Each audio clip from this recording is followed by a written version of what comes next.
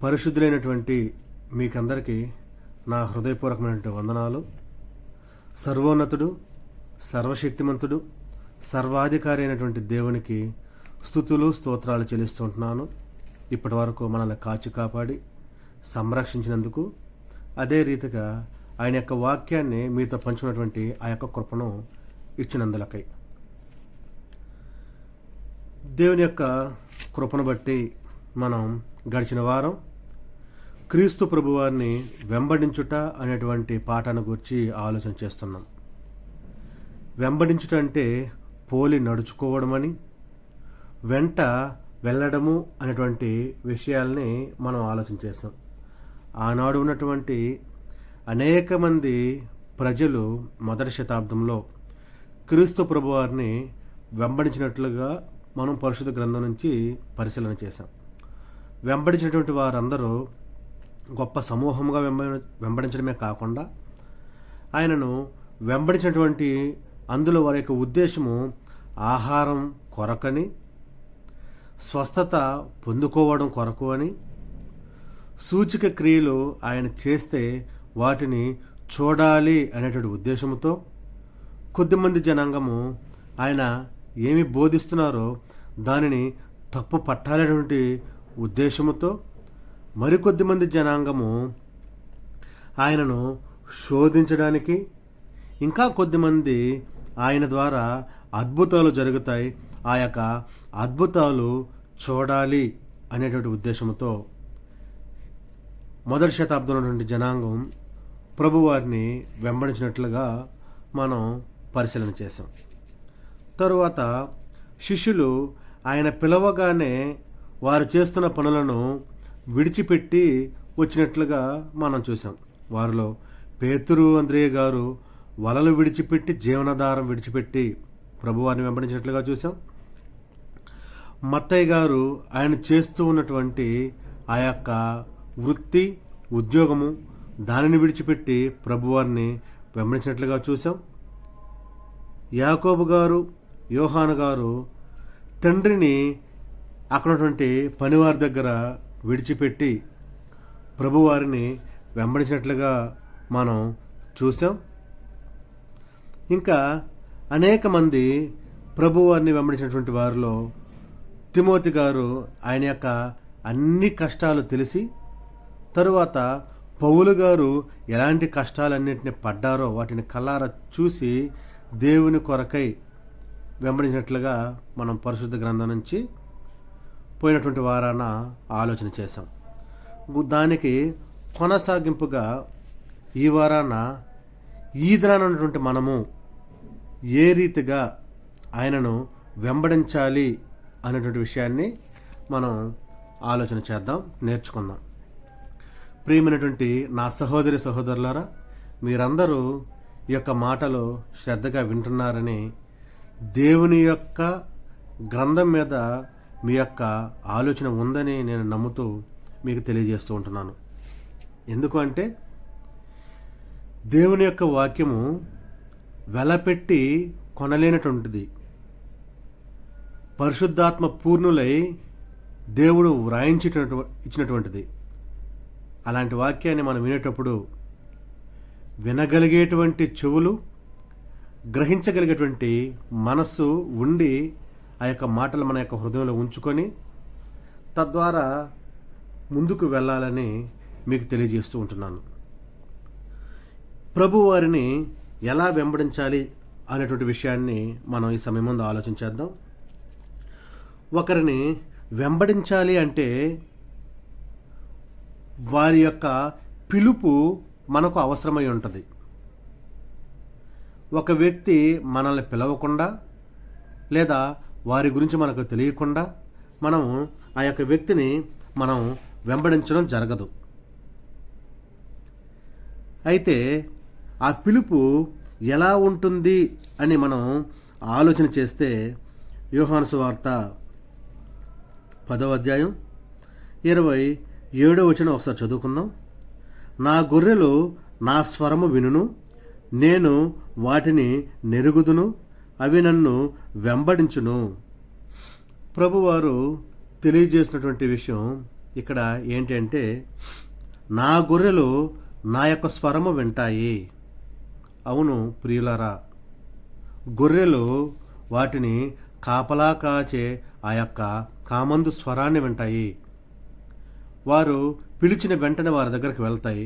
రమ్మంటే వస్తాయి, పొమ్మంటే పోతాయి. ప్రభువారు అదే చెప్తున్నారు, నా గొర్రెలు నా స్వరము వింటాయి, నేను వాటిని ఎరుగుదును. అవి రమ్మంటే వస్తాయి, పొమ్మంటే పోతాయి. అవి నన్ను వెంబడించేటువంటి వాటిగా ఉన్నాయి. ఎందుకంటే ఆ యొక్క గొర్రెలు మనమే కాబట్టి, దేవుని యొక్క వాక్యం కొరకు, దేవుని యొక్క పిలుపుకు లోబడి మనము బ్రతుకుతూ ఉన్నాం కాబట్టి ప్రభువారు ఇక్కడ మనతో సెలవిచ్చేది, నా గొర్రెలు నా స్వరము వినును, అవి నన్ను వెంబడించును, నేను వాటిని ఎరుగుదును అనేటువంటి విషయాన్ని ఇక్కడ ప్రభు గారు తెలియజేస్తూ ఉంటున్నారు. మనం పరిశుద్ధ గ్రంథం నుంచి మరొక వచనాన్ని ఆలోచన చేద్దాం. మత్తయి సువార్తలో 16వ అధ్యాయం 24వ వచనాన్ని మనం ఒకసారి చదువుకుందాం. అప్పుడు యేసు తన శిష్యులను చూచి, ఎవడైనను నన్ను వెంబడింపగోరిన యెడల తన్ను తాను ఉపేక్షించుకొని తన సిలువ నెత్తుకొని నన్ను వెంబడింపవలెను. ప్రియమైనటువంటి సహోదరి సహోదరులారా, ఇక్కడ ప్రభువారు తన యొక్క శిష్యులతో చెబుతున్నటువంటి మాట ఏంటంటే, ఎవరైనా నన్ను వెంబడింపగోరిన యెడల తన్ను తాను ఉపేక్షించుకోవాలి, తన సిలువను ఎత్తుకోవాలి. తన్ను తాను ఉపేక్షించుకోవడం అంటే ఏంటంటే, సమస్తము ఆయనగా గురి కలిగి, ఆయన చెప్పే దాని మీద మన యొక్క మనసు ఉంచి, ఏదైనా జరగనివ్వండి, ఎలాగైనా జరగనివ్వండి, ఏమైనా జరగనివ్వండి, అది ప్రభు యొక్క చిత్తమే అని ఆలోచన చేసి మనకు ఆయనను వెంబడించడం ద్వారా ఆశీర్వాదం రావచ్చు, కష్టం రావచ్చు, సంతోషం రావచ్చు, బాధ రావచ్చు, ఏదైనా రావచ్చు. ఏది ఏమైనప్పటికీ అది ప్రభువు చిత్తమే, ఎందుకంటే నేను ఆయన యొక్క పని చేయాలి అనేటువంటి ఆలోచన కలగడమే తనను తాను ఉపేక్షించుకోవడము. ఆ రీతిగా ఉపేక్షించుకొని తన సిలువను ఎత్తుకొని వెంబడించాలి. ప్రియమైనటువంటి సహోదరి సహోదరులారా, ప్రభువు వారిని వెంబడించాలంటే ఇలాంటి తెగింపు మనకు ఉండాలి అనేటువంటి విషయాన్ని నేను మీకు ఈ సమయం తెలియజేస్తుంటున్నాను. ప్రభు గారు అందుకే చెప్తున్నారు. ఎందుకు అని మనం ఆలోచన చేసిన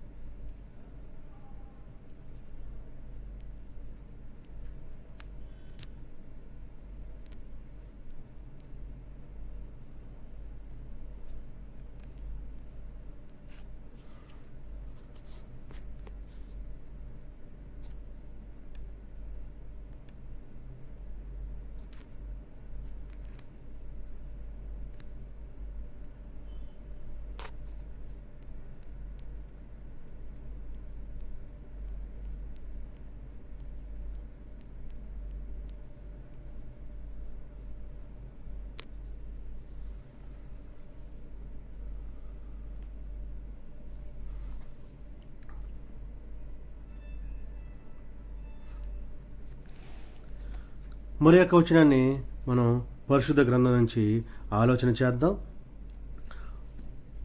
మత్తయి సువార్త 19వ అధ్యాయం ముందు మత్తయి సువార్త 19వ అధ్యాయం 21వ వచనాన్ని చదువుకొని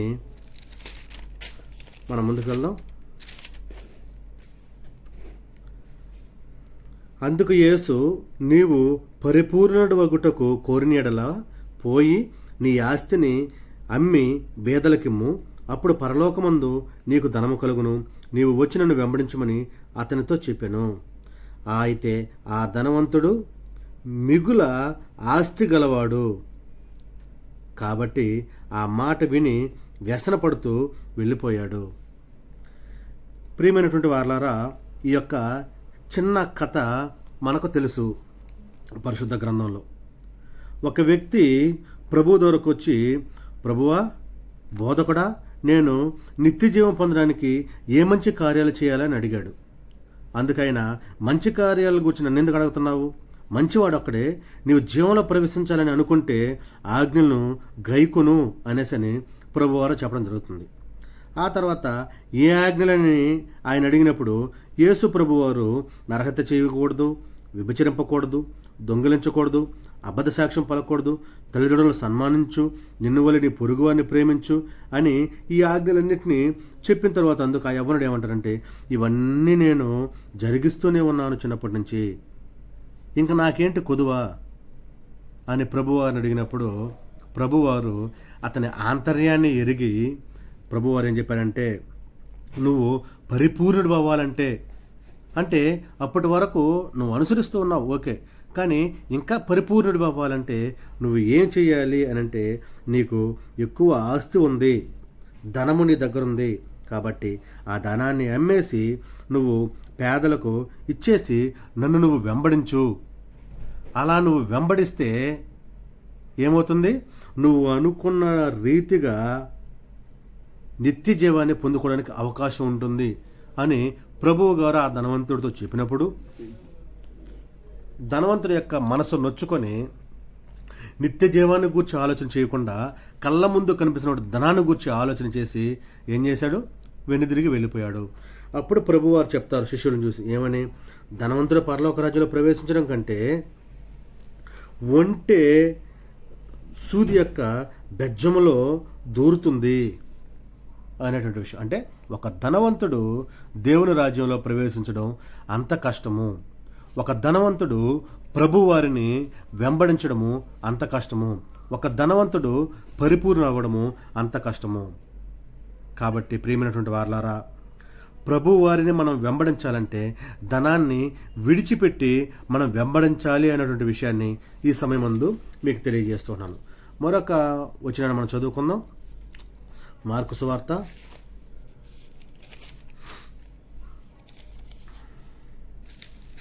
8వ అధ్యాయం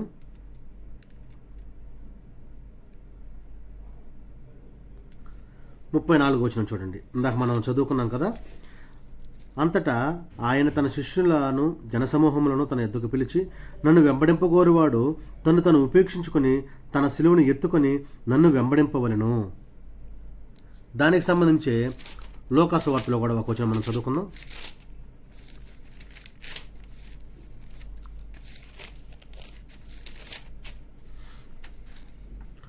9వ అధ్యాయం 23వ వచనం కూడా. మరియు ఆయన అందరితో ఇట్లా, నేను ఎవడైనా నన్ను వెంబడింపగోరినలా తను ఉపేక్షించుకొని ప్రతిదినము తన శిలువను ఎత్తుకొని నన్ను వెంబడింపవలెను. తన ప్రాణమును రక్షించుకొనగోరువాడు దాన్ని పోగొట్టుకును, నా నిమిత్తమే తన ప్రాణమును పోగొట్టుకునేవాడు దాన్ని రక్షించుకున్నాం. ప్రియమైనటువంటి వారలారా, మనం చూసాం ఉపేక్షించుకోవడం అంటే ఎలా ఉంటుందని. అయితే ఆ యొక్క ఉపేక్షించుకొని సిలువనెత్తుకొని అంటే ప్రతి దినము ఉపేక్షించుకొని సిలువనెత్తుకొని ప్రభువారిని వెంబడించాలి. ఉపేక్షించుకోవడమే కాదు, ప్రతి దినము అంటున్నారు ఇక్కడ ప్రభువారు, నొక్కి పలుకుతున్నారు. ప్రతి దినము సిలువను ఎత్తుకొని ప్రభువారిని వెంబడించాలి. ఆ రీతిగా వెంబడిస్తేనే దేవుడు ఏదైతే మనకు ఇవ్వాలని సిద్ధపాటు చేశాడో దానిని ఇస్తాడు అనేటువంటి విషయాన్ని మనం ఇక్కడ ఆలోచన చేయాలి. మరి యొక్క వచనాన్ని మనం చదువుకుందాం. మత్తయి సువార్త. ఇక్కడ ఇది మనకు తెలిసినటువంటి విషయమే. నేను చెప్తాను చూడండి. 19వ అధ్యాయంలో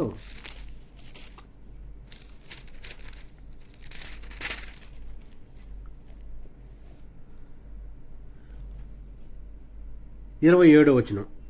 ఇక్కడ శిష్యులు అడుగుతారు ప్రభువుని ఏమని?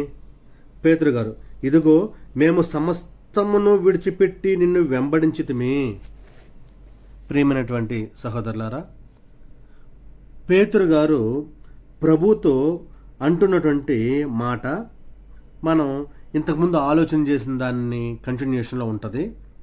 ఏంటంటే, ధనవంతుడు దేవుని రాజ్యంలో ప్రవేశించలేడు, ఎందుకంటే అతనికి ఉన్నదాన్ని అతను విడిచిపెట్టలేకపోయాడు కాబట్టి. కానీ మేము సమస్తాన్ని విడిచిపెట్టి నిన్ను వెంబడించాము అంటే, ప్రభువారిని వెంబడించాలంటే మనకు ఉన్నటువంటి సమస్తాన్ని విడిచిపెట్టాలి. సమస్తం అంటే నీకు కలిగినది ఏదైనా, ప్రభు యొక్క పనికి అడ్డంకిగా ఉన్నది ఏదైనా, క్రీస్తు ప్రభు వారిని వెంబడించడానికి ఆటంకపరిచేది ఏదైనా, ఆత్మీయంగా ఆలోచన చేసిన, శారీరకంగా ఆలోచన చేసిన, జీవన విధానంలో ఆలోచన చేసిన, వ్యక్తిగతముగా ఆలోచన చేసిన, సమాజపరముగా ఆలోచన చేసిన, ఏ రీతిగా ఆలోచన చేసినా అది ఏదైతే ప్రభువారికి అడ్డంకిగా ఉంటుందో దానిని మనం విడిచిపెట్టాలి. ఆ సమస్తాన్ని విడిచిపెట్టి ప్రభువారిని వెంబడించాలి అనేటువంటి విషయాన్ని ఇక్కడ ప్రభు ద్వారా మనం ఆలోచన చేస్తూ ఉంటున్నాం. ఆ తర్వాత మరొక విషయాన్ని మనం ఆలోచించేద్దాం. యోహాను సువార్త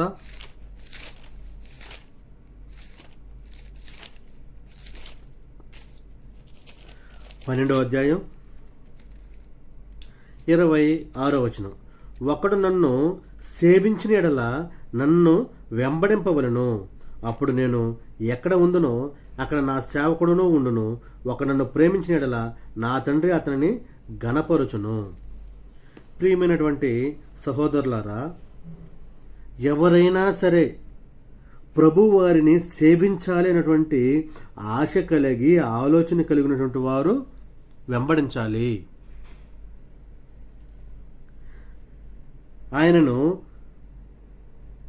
వెంబడించాలి అంటే ఆయనను సేవించాలి అనేటువంటి విషయాన్ని మనం దీని ద్వారా ఆలోచన చేయొచ్చు.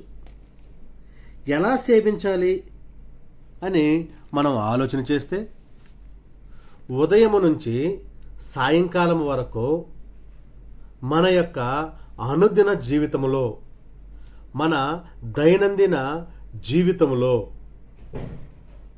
మనము ఆయనను సేవించడం అనేది ముఖ్యము. ఏ రీతిగా ఆయనను సేవిస్తాము? ప్రార్థన ద్వారా సేవిస్తాము, వాక్యము ద్వారా సేవిస్తాము, ఆత్మీయముగా జీవించడం ద్వారా సేవిస్తాము. మనము క్రియలను ప్రభువుకి అనుకూలముగా, లేఖనానుసారముగా మంచి క్రియలను జరిగించడం ద్వారా ప్రభువుని సేవిస్తాము. ప్రతిరోజు పరిశుద్ధ గ్రంథాన్ని చదవడం ద్వారా మనము సేవిస్తాము.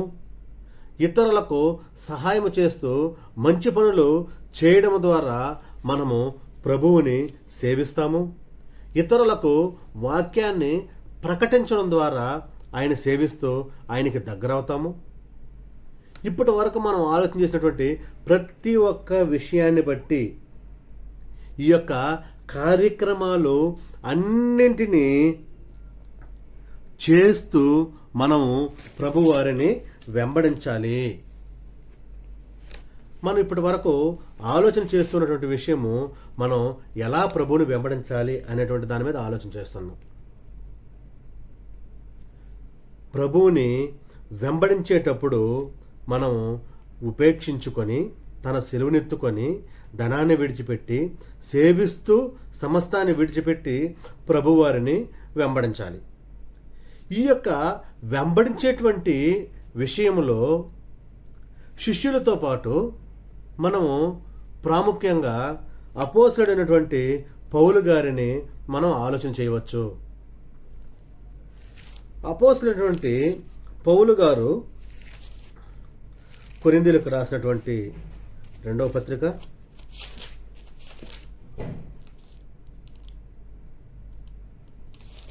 11వ అధ్యాయం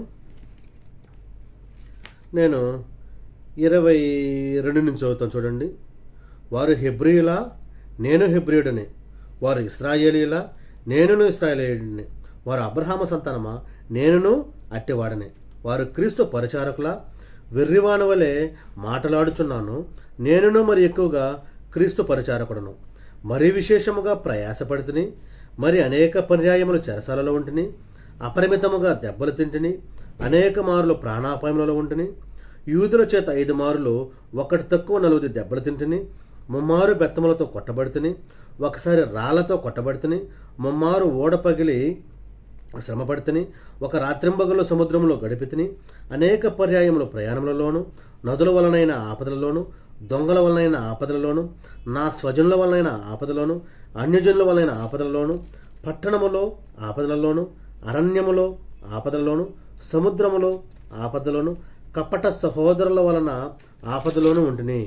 ప్రయాసముతోను కష్టముతోను, తరచు జాగరణములతోను, ఆకలి దప్పులతోను, తరచుగా ఉపవాసములతోను, చలితోను, దిగంబరత్వముతోను ఉంటిని. ఇంకను చెప్పవలసినవి అనేకములున్నవి. ఇవియునుగాక సంఘములన్నిటిని గూర్చిన చింతయు కలదో.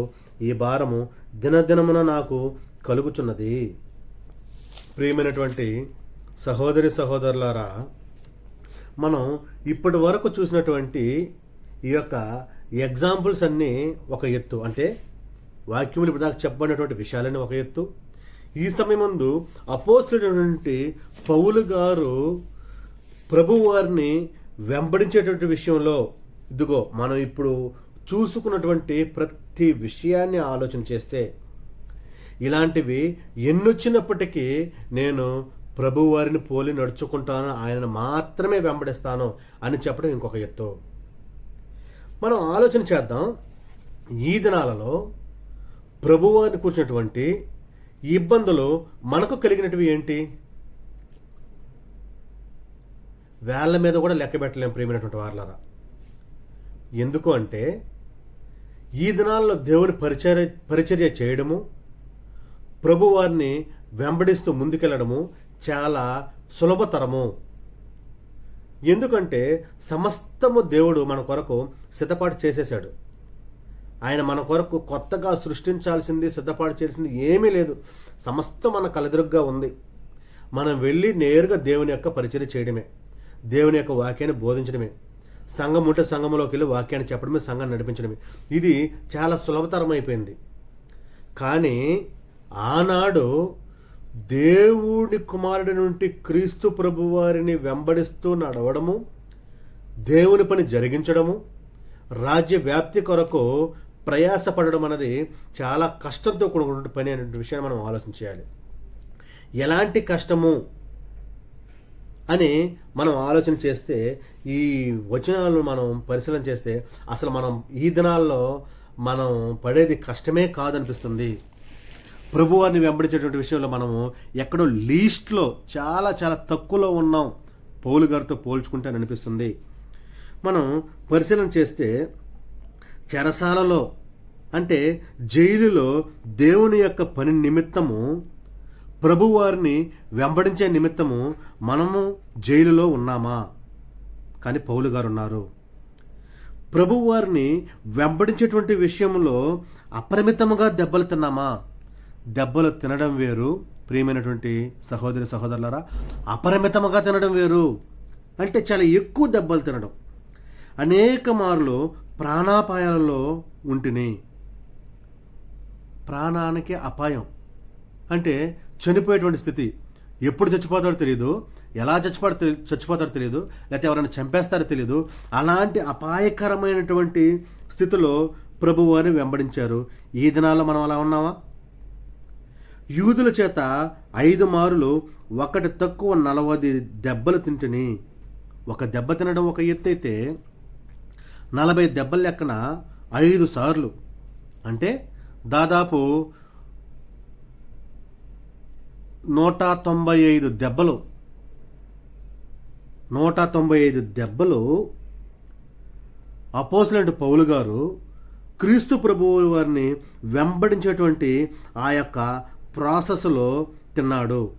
మనం ఈరోజు ప్రభువు పని నిమిత్తము, ఆయనను వెంబడించే నిమిత్తము ఒక్క దెబ్బ ఎవరి దగ్గర తింటున్నామా? అస్సలు లేదండి. అలాంటి పరిస్థితి వస్తే అనేక మంది సువార్థికులు పరిచయను వదిలిపెట్టారు, కానీ ప్రభువారిని వెంబడించలేదు. ముమ్మారు బెత్తములతో కొట్టబడితేనే ప్రభువు పని నిమిత్తము బెత్తాలతో కొట్టించుకోవడం అనేది ఈ రోజుల్లో అస్సలు లేదు, జరగట్లేదు, ఎవరు ఒప్పుకోరు కూడా. కానీ పౌలు గారు బెత్తాలతో కొట్టించుకున్నాడు, రాళ్లతో కొట్టబడితేనే. మనం ఆలోచన చేస్తే మనం దారిలో వెళ్తూ ఉన్నప్పుడు చెప్పులు వేసుకున్నటువంటి పరిస్థితి కావచ్చు, షూలు వేసుకున్నటువంటి పరిస్థితి కావచ్చు, ఏదైనా ఒక రాయి తగిలినప్పుడు మనం చాలా ఇబ్బంది పడతాం. అవి రెండూ లేనప్పుడైతే మనకు ప్రాణం పోయినంత పరిస్థితి వస్తుంది, ఒక రాయి మన కాలు కొట్టుకుంటే, ప్రియమైన వాళ్ళరా. కానీ పౌలు గారు క్రీస్తు ప్రభు వారిని వెంబడించేటువంటి ఆ యొక్క ప్రాసెస్లో రాళ్లతో కొట్టబడ్డాడు, రాయి కాదు రాళ్లతో. ఒకానొక సందర్భంలో అయితే ఆయన చనిపోయాడని ఆలోచన చేసి పట్టణంలో నుంచి ఈడ్చి ఊరికి అవతల పడేశారు, చచ్చిపోయాడని. అదే రాళ్లతో కొట్టించుకున్నటువంటి స్టెఫన్ గారు చనిపోయారు. ఇక్కడ ఎన్నోసార్లు రాళ్లతో కొట్టించుకున్నాడు. ఓడ ప్రయాణంలో ముమ్మారు ఓడ పగిలి శ్రమ పడ్డాడు. ఆలోచన చేయండి. సముద్రంలో వెళ్తూ ఉన్నాడు పౌలు గారు, 3 సార్లు ముమ్మారు 3 సార్లు ఓడ పగిలిపోయింది. ఎలా ఉంటుంది అక్కడ సిచ్యువేషను? కేవలం ప్రభువాన్ని వెంబడించేటువంటి యొక్క ప్రాసెస్లో అలా జరిగింది. ఆ తర్వాత రాత్రింబగలు సముద్రంలో గడిపాడు. పగలు రాత్రి తేడా లేదు. దేవుని యొక్క పరిచర్య చేయడానికి, ఇతరులకి బోధించడానికి ప్రభువాన్ని వెంబడిస్తూ రాత్రింబగలు సముద్రంలో గడిపాడు. అనేక పర్యాయాలు ప్రయాణాల్లోని, నదులలో, ఆపదలలో అనేక రకాలుగా ఇబ్బందులు పడ్డాడు. దొంగల వలన ఆపదలు వచ్చాయి. దొంగల వలనే కాకుండా మీరు ఆలోచించండి, స్వజనుల వలన ఆపదలు, నా స్వజనులు. ప్రియమైన సహోదరి సహోదరులారా, ఈనాడు యొక్క లోకంలో శారీరకంగా ఆలోచన చేస్తే మన సొంత వారికి విలువిస్తాం, ఆత్మీయంగా ఆలోచన చేస్తే సంఘానికి విలువిస్తాం. సంఘానికి మనం విలువిస్తూ ముందుకు వెళ్తున్నా బంధువుల్ని, సొంత వారిని ఎప్పుడు విడిచిపెట్టాం. వారు దేవునితో ఉన్నా, దేవునితో లేకపోయినా అప్పుడప్పుడు వెళ్ళి వాళ్ళని కలుస్తాం. కానీ అలాంటి వారి వల్ల కూడా ఇబ్బందులే. స్వజనుల వలన ఆపదలు చూసారా, అన్యజనుల వలన ఆపదలు, మరలా బయట వారి వలన కూడా. పట్టణాల్లోనూ ఆపదలు, అరణ్యాల్లోనూ ఆపదలు, సముద్రాలలో ఆపదలు, కపట సహోదరుల వల్ల ఆపదలు. కష్టముతో తరచుగా జాగరణ చేశాడంట, ఆకలి దప్పులతో ఉన్నాడంట, ఉపవాసాలతో ఉన్నాడంట, చలితో ఉన్నాడంట, ఇంకా చెప్పవలసినట్టు అనేక ఉన్నాయి. కానీ వాటన్నిటికంటే ఇంకా ఎక్కువగా మనం ఆలోచిస్తే దిగంబరత్వము, బట్టలు లేకుండా కూడా ఉండాల్సినటువంటి సందర్భం వచ్చింది ప్రభు పనిలో, ప్రభువాన్ని వెంబడించేటువంటి ఆ యొక్క స్థితిలో. నా ప్రియమైనటువంటి సహోదరి సహోదరులారా, ఈనాడు మనము ఎప్పుడైనా మచ్చుకి, ఉదాహరణకి ఎగ్జాంపుల్గా ఎప్పుడైనా ఇలాంటి సమస్యలను ప్రభు పని నిమిత్తమై ప్రభువారిని వెంబడించేటువంటి ఆ యొక్క ప్రాసెస్లో మనం ఒక్కటన్నా ఎదుర్కొన్నామా? మనం ఆలోచన చేయాలి. ఆనాడు ప్రభువారిని వెంబడించడం అంటే ఇంత కష్టంతో కూడుకున్న పని. ఈనాడు చాలా సింపుల్గా జరిపించుకుంటున్నాము మనం దేవుని యొక్క పనిని. అయితే ఇలాంటివన్నీ వస్తాయి అని తెలిసినా కూడా ప్రభువారిని వెంబడించాలంటున్నారు. ఇలాంటి పరిస్థితి వస్తుందని తెలిసినా కూడా ప్రభువారిని వెంబడించాలి. సమస్తాన్ని విడిచిపెట్టి వెంబడించడం ఒక ఎత్తు, ఇలాంటి సమస్యలు వస్తాయని తెలిసి వెంబడించడం మరొక ఎత్తు. అయితే ఈనాడు ఉన్నటువంటి మనము ఈ వెంబడించేటువంటి ప్రాసెస్లో ఇలాంటి పరిస్థితి మనకొచ్చి ప్రభువారిని మనం వెంబడిస్తూ ఉంటే, ఆనాడు పేతురు గారు అడిగినట్టుగా ఏమడిగారండి? ఆయన మత్తయి సువార్త 19వ అధ్యాయంలో పేతురు గారు ఒక మాట అడిగారు. ఏమడిగారు? 19వ అధ్యాయం 27వ వచనం నేను చదువుతున్నా చూడండి. మనం దీని ఇంతకుముందు చదువుకున్నాం. పేతురు, ఇదిగో మేము సమస్తము విడిచిపెట్టి నిన్ను వెంబడించితిమి, కనుక మాకేమీ దొరుకునని ఆయనను అడుగగా. ప్రభువాన్ని వెంబడించడానికి వీటన్నిటినీ విడిచిపెట్టి వెంబడించాలి. ఏమేమి విడిచిపెట్టి వెంబడించాలి? ఉపేక్షించుకోవాలి, సిలువనెత్తుకోవాలి, ఆర్థికంగా మనం గొప్ప వాళ్ళ వద్ద ధనాన్ని విడిచిపెట్టాలి, లేదా వ్యక్తిగతంగా కుటుంబపరంగా ఉన్నటువంటి వాటిని విడిచిపెట్టాలి. చివరికి చచ్చిపోతామని తెలిసినా కూడా, కష్టాలు వస్తాయని తెలిసినా కూడా, బాధలు వస్తాయని తెలిసినా కూడా, అవమానాలు వస్తాయని తెలిసినా కూడా వీటన్నిటిని విడిచిపెట్టి మనం ప్రభు వారిని వెంబడించాలి. అయితే మాకేంటి? మనం ఒక ఉద్యోగం చేస్తే జీతాన్ని ఆశిస్తాం, ఒక వ్యాపారం చేస్తే లాభాలు ఆశిస్తాం.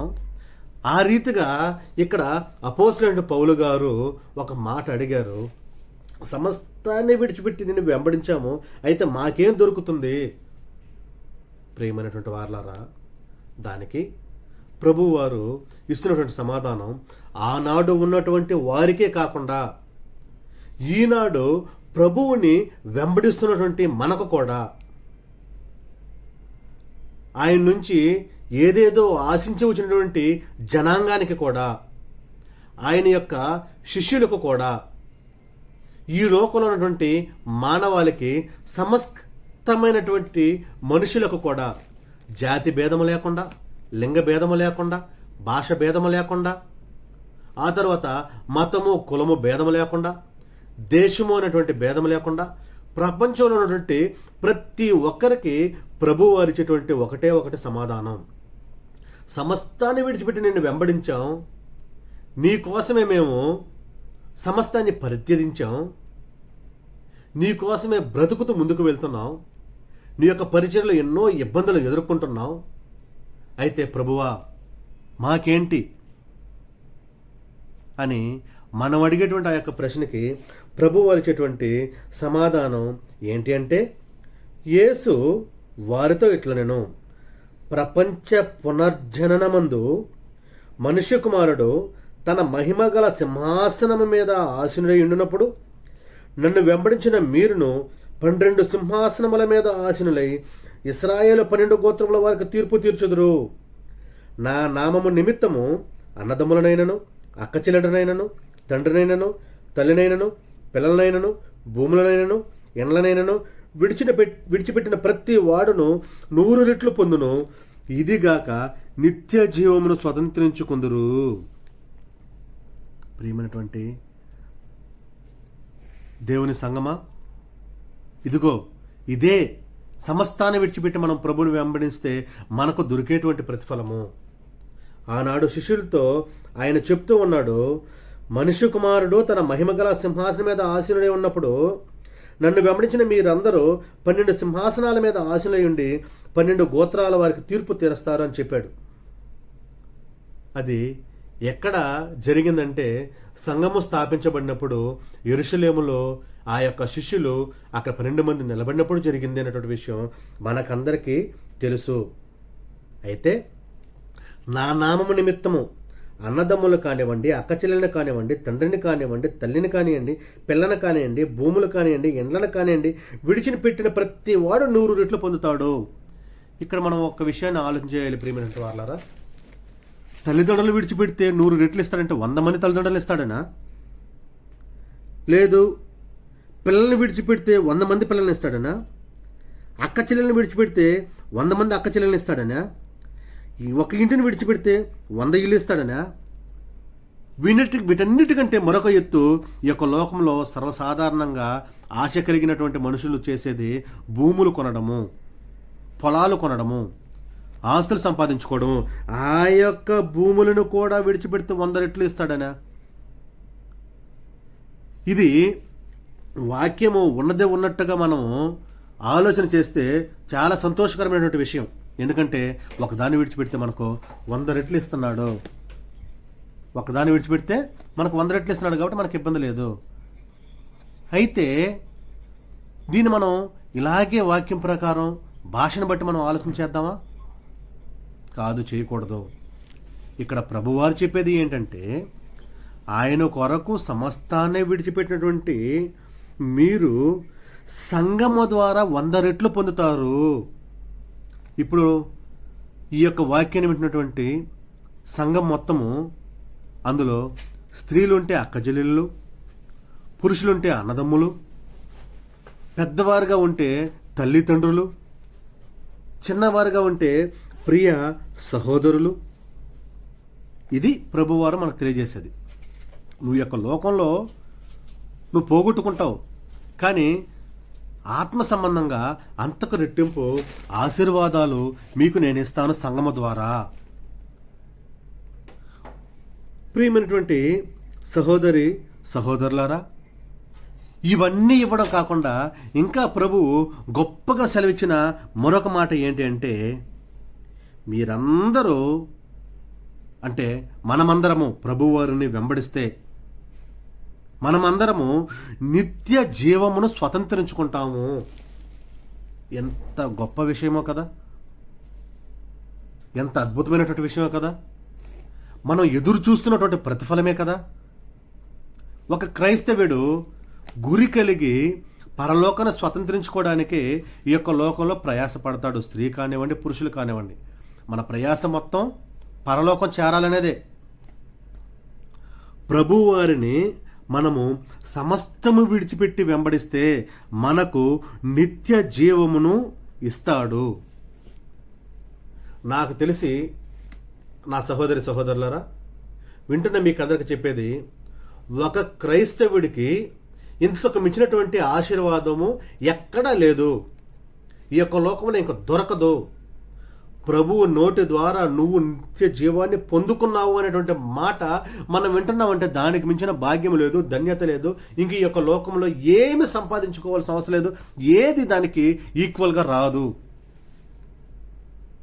అయితే దానిని సంపాదించుకోవడం కోసం మనము ప్రభువు చెప్పిన రీతిగా నడుచుకుంటున్నామా లేదా అనేటువంటి విషయాన్ని మనం ఆలోచన చేయాలి. ఆయన చెప్పిన రీతిగా సమస్తాన్ని విడిచిపెట్టి ఆయన వెంబడిస్తున్నామా లేదా మనం ఆలోచన చేయాలి. ఆయన చెప్పిన రీతిగా ఈ యొక్క లోకంలో ఉన్నటువంటి ఐహిక విచారములను, ఇష్టాలను, సమస్తమును, ధనముతో సహా అన్నిటిని విడిచిపెట్టి ఆయనను వెంబడిస్తున్నామా లేదా మనం ఆలోచన చేయాలి. అవన్నిటిని విడిచిపెట్టి ఎప్పుడైతే మనము ప్రభువారిని వెంబడిస్తామో అప్పుడు మాత్రమే మనం నిత్య జీవాన్ని పొందుకుంటాం అనేటువంటి విషయాన్ని ఆలోచన చేయాలని ఈ సమయం ముందు మీకు తెలియజేస్తూ ఉంటున్నాను. కాబట్టి నా ప్రియమైనటువంటి సహోదరి సహోదరులారా, మనము క్రీస్తు ప్రభువారిని పోలి నడుచుకోవడము, ఆయనను వెంబడించడం అంటే చాలా గొప్ప ఆశ్చర్యముతోనూ, అద్భుతముగాను, ఆశీర్వాదకరముగాను మనం ఆలోచన చేయాలి. దీనికి మించినది ఈ యొక్క లోకంలో మనకి ఏదీ లేదు అనేటువంటి విషయాన్ని మన యొక్క హృదయంలో ఉంచుకోవాలి. ఆనాడు ఆయనను వెంబడించేటువంటి వారందరూ లోక ఆలోచన చేసి, లోకం పరంగా ఆలోచన చేసి వెంబడించారు. శిష్యులు ప్రభు పిలవంగానే వెంబడించారు. ఈనాడు వారిని చూస్తున్నటువంటి మనము సమస్య వచ్చినా రాకపోయినా, కష్టం వచ్చినా రాకపోయినా, ఆశీర్వాదం వచ్చినా రాకపోయినా మనం చేయాల్సినటువంటి పని ప్రభువారిని వెంబడించడం మాత్రమే. మనం వెంబడిస్తే ఖచ్చితంగా నిత్యజీవం పొందుకుంటాం. వెంబడించకపోతే ప్రశ్న మనకే, సమాధానము మనకే. వెంబడించకపోతే ఏం జరుగుతుంది? నిత్య జీవము రాదు, నిత్య నరకానికి పాత్రులవుతాము. మనం అప్పుడు దేవుని కుమారులం కాదు, సాతాను సంబంధులము అనేటువంటి విషయాన్ని మీకు తెలియజేస్తూ నన్ను నేను హెచ్చరించుకుంటూ ఇప్పటి వరకు దేవుని యొక్క వాక్యాన్ని శ్రద్ధతోనూ భయభక్తులతోనూ విన్నటువంటి మీకు అందరికీ వందనాలు చెల్లిస్తూ ముగిస్తూ ఉంటున్నాను.